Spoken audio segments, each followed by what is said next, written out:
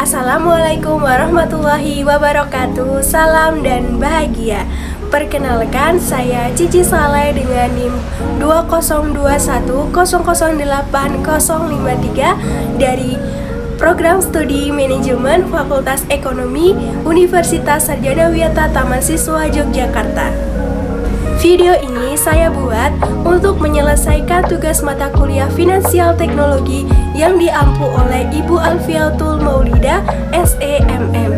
Baik, sebelum kita masuk ke dalam pembahasan hasil observasi, mari kita bahas sedikit mengenai finansial teknologi. Finansial teknologi itu adalah sebuah inovasi yang terjadi pada industri jasa keuangan yang memanfaatkan penggunaan teknologi, atau disebut juga dengan penggabungan antara sistem teknologi dan juga sistem keuangan. Salah satu produk dari finansial teknologi ini adalah Ajaib. Ajaib sendiri itu adalah sebuah aplikasi investasi yang memudahkan kita dalam berinvestasi di reksadana dan juga saham secara online. Ajaib sendiri itu memiliki visi untuk membuka pintu akses terhadap investasi yang aman dan terpercaya, karena Ajaib sendiri itu telah terdaftar di OJK. Teman-teman masih pemula dalam berinvestasi, tenang saja, karena aplikasi Ajaib ini dapat diakses oleh semua orang dari berbagai kalangan. Dan aplikasi ini memberikan pelajaran kepada pemula dan akan dibimbing sampai dia berpengalaman. Wawancara.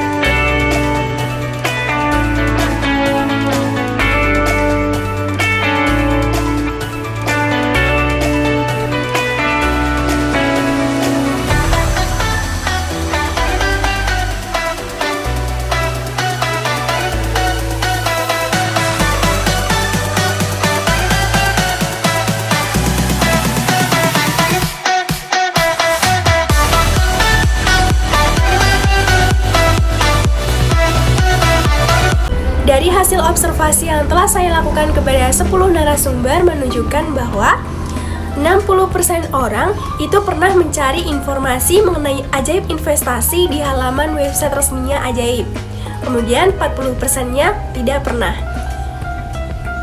Selanjutnya, ada 60% orang itu mendapatkan informasi mengenai Ajaib investasi melalui media sosial Instagram, dan 40% orang tidak pernah.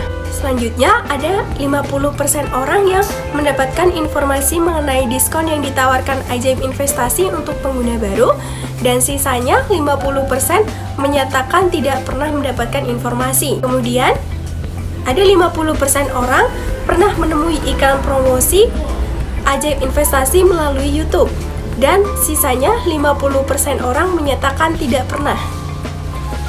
Kemudian 30% orang itu yakin bahwa Kim Sen-Hu adalah orang yang dapat dipercaya untuk menjadi wajah dari Ajaib investasi untuk menyampaikan gagasannya kepada kalangan milenial, dan sisanya sebanyak 70% orang di sini menyatakan mereka tidak yakin. Dan ada 90% orang menyatakan perlu memprediksi keuntungan dan kerugian dari sejumlah uang yang sudah mereka investasikan, dan sisanya 10% menyatakan tidak perlu memprediksi. Kemudian ada 90% orang harus mempertimbangkan berapa lama waktu investasi saham yang mereka perlukan hingga mencapai nominal materi yang mereka butuhkan, dan sisanya 10% orang mengatakan tidak perlu mempertimbangkan. Kemudian ada 50% orang merasa kalau tema-tema saham yang ditawarkan oleh Ajaib itu sangat memudahkan mereka dalam berinvestasi, dan sisanya 50% lagi itu menyatakan kalau tema-tema saham yang ditawarkan Ajaib itu tidak memudahkan. Kemudian 60%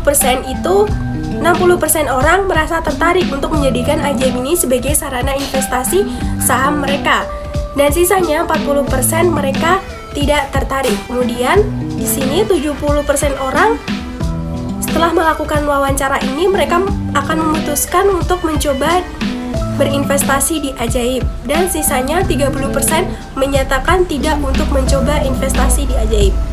Dari hasil observasi tersebut dapat saya simpulkan bahwa digital marketing communication itu berpengaruh terhadap minat investasi generasi Z pada PT Ajaib Sekuritas Asia. Kemudian, daya tarik brand ambassador ini kurang berpengaruh terhadap minat berinvestasi generasi Z pada PT Ajaib Sekuritas Asia. Hal ini dikarenakan banyak narasumber yang tidak mengenal dengan brand ambasadornya Ajaib, yaitu seorang aktor dari Korea Selatan, Kim Son Woo.